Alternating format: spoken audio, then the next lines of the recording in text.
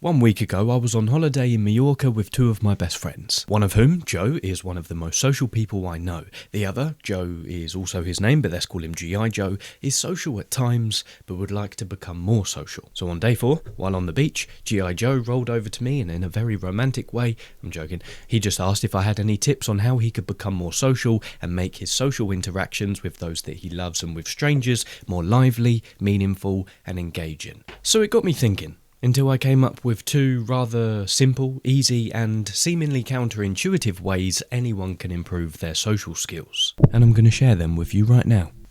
But, as a warning, none of them include any slick conversational starters or a guide on how to riz your desired subject. In fact, you might question what they have to do with socialising at all. Number 1. Stop frying your brain. Derek Thompson coined the term dopamine inequality to refer to the mismatch in excitement we get from the digital world and the real normal world. Because having a conversation with someone in real life is much less likely to be as exciting as scrolling through your social media feed, we're much more likely to retreat to the digital world we have in our pockets whenever we experience boredom in our conversations or the world at large. But if you dial down your digital consumption, I promise you, you will start to balance out this excitement inequality and you will experience so much more joy and satisfaction in your conversations. Perhaps you scroll on social media for 3 hours a day, but if you were to perhaps, and dare I may suggest it, get that number down to 30 minutes a day, you'll experience more presence and flow in your daily interactions and socialising. Simply because before the interaction begins with whoever you're interacting with, you won't be feeling groggy and you won't have the brain fog equivalent to the cloud of mist that descends your room every time you let one go due to the 3-hour stint you've just spent zapping your energy on your phone. Personally, I've dealt with many periods throughout my life where I'm zapping my mind more than others. But the only difference now is before I travel, or I know I'm going to be socialising in about a week's time, birds, stop chirping. Actually, no, I like nature. A week before, I dial down my digital consumption. So when I do socialise and have conversations with people, I'm more attentive, receptive and present in the conversation. Because that's just what I value. And you don't have to value the same things, but I assume that you do because you clicked on a video like this. So continue watching, if not, no worries. Then I noticed something peculiar. I much prefer a 3-hour conversation on a coach journey from Bristol to London with an attractive female sat next to me than scrolling through my phone and searching for something to watch on YouTube just to escape my boredom. So whether you're a young... I don't know why this wall's getting so much attention. It's new layout. So whether you're a young man who wants to start cold approaching more women, or you're a young woman who wants to be more approachable and put yourself out there more, with an unfried brain, you will be a lot less likely to rush your interactions, come across as annoying, irritated, or worst case scenario, rude.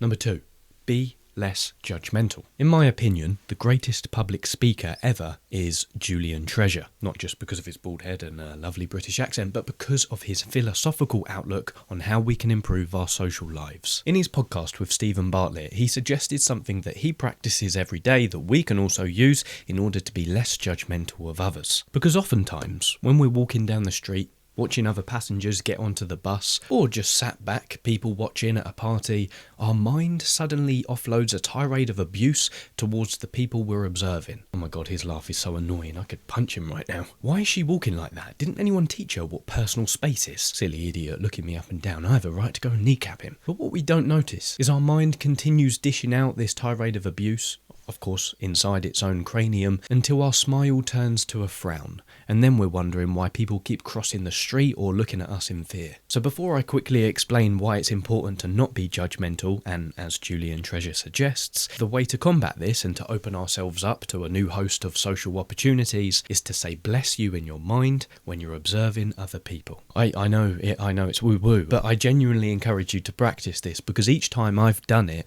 my whole mood and day has changed. What have you got to lose? No one's going to hear you say it because you're saying it in your mind. So the next time you're walking down the street, just look at people with good posture and say, bless you, in your head. Bless you, bless you, I'm not joking. And the reason it is important to not be judgmental if you want to improve your social skills and social life is because life isn't happening to you, it is responding to you. An underrated aspect of improving your social skills, which I don't think is spoken about enough, is improving your approachability. Because most people, when they want to start improving their social skills, get lost in thinking they have to do all of the approaching. Now, of course, I am a huge fan of initiative and I propose it a lot on this channel. Hence the principle of go first, go positive and be constant in doing it, and we should never forget this. But it's easy to forget that each time we leave our houses and enter the social realm, we are carrying with us a huge sign which signals whether we are approachable or not.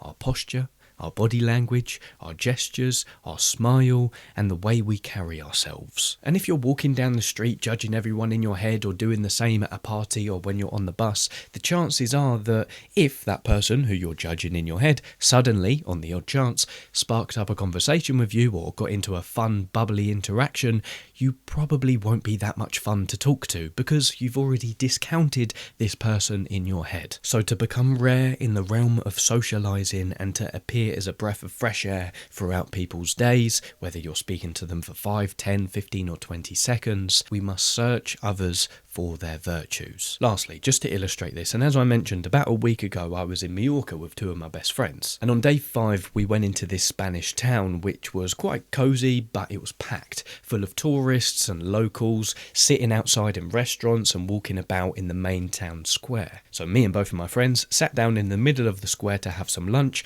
until Joe said he needed some water and walked around 50 metres away to go fill his water bottle up at a water fountain. And 5 minutes later, I stood up and I watched him about 50 metres away walk back towards me. But what I saw was incredible. I'm not sure what sparked me to watch him, but I was staring at him as he was walking back up these 50 metres back towards us, up a strip with hundreds of people sat outside eating their lunch and waiters and waitresses going back and forth to serve them their meals. But Joe walked back with a beaming smile on his face, great posture and with a real swagger in his step. Later I found out he had a really lively and cute interaction with a little Bolivian kid by the water fountain, that's why he was smiling. But what I was able to see was within the space of around 20 seconds it took him to walk back towards us, around 15 to 20 people, all pretty much very attractive young women, were looking at Joe, smiling back to him, even though he wasn't looking at them, reciprocating his energy back to him. It was incredible. I was just stood there watching all of these people fix their gazes on him, spellbounded with his energy and why he was so positive, as if he was carrying all of their energy with him in his walk. It was great to see.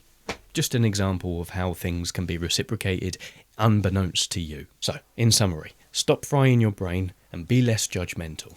Bonus tip, stop wearing earphones when you're out if you want to be approached or approach people more. With that said, bless you.